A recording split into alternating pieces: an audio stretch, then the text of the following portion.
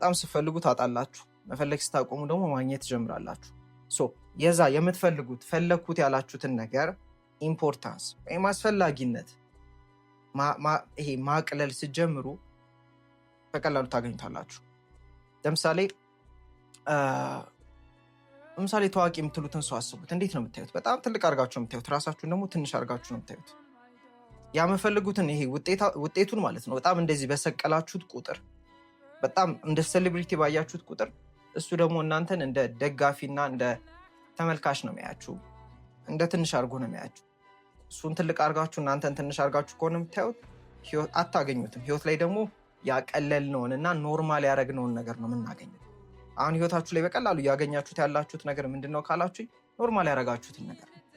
እና ታዲያ ይሄ ቀላል አይደል እንዴ የምትሉት ነገር ነው።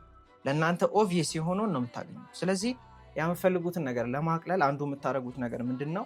ያው ውጤት ሲኖራችሁ የሚሰማችሁን ስሜት አሁን እንዲሰማችሁ አድርጉት።